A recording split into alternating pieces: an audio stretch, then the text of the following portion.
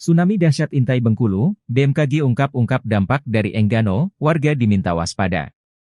Lebih hebat dari gempa dan tsunami di Aceh 26 Desember 2004 silam, Bengkulu dan DKI Jakarta dianggap paling rawan berdasarkan prediksi para ahli.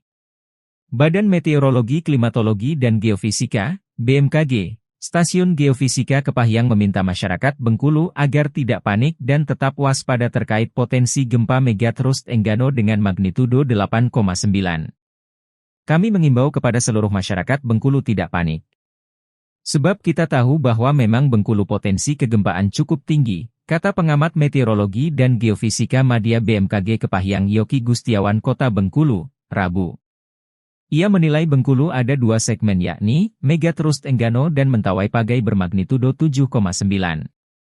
Jika terjadi, Kabupaten Mukomuko dan Bengkulu Utara terdampak tsunami. Memang berpotensi berdasarkan kajian. Namun kapan terjadinya belum tahu, tetap waspada dan berdoa, ujar Yoki.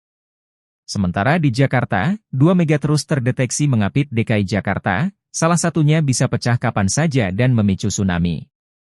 Hal ini diungkapkan Ketua Ikatan Alumni Akademi Meteorologi dan Geofisika, IKAMEGA, Subardjo bahwa, ada dua gempa megatrust yang dekat dengan Jakarta yakni, Selat Sunda dan Jawa Tengah memiliki potensi magnitudo 8,7.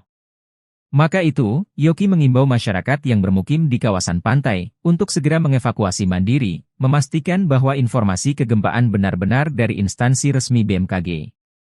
Khusus Bengkulu, menurut pengamat meteorologi dan geofisika muda BMKG Kepahyang Sabar Ardiansyah, merupakan wilayah aktif gempa dan tsunami, karena dilalui zona subduksi megatrust di darat maupun lautan terdapat patahan atau sesar. BKMG kemudian merilis 16 zona megatrust potensi tsunami yakni segmen kawasan Sumatera di Aceh Andaman, Nias Simelu, Kepulauan Batu, Mentawai Siberut, Mentawai Pagai, Enggano. Lalu segmen kawasan Sunda dan Jawa, yakni Selat Sunda Banten, Selatan Jawa Barat, Selatan Jawa Tengah Jawa Timur.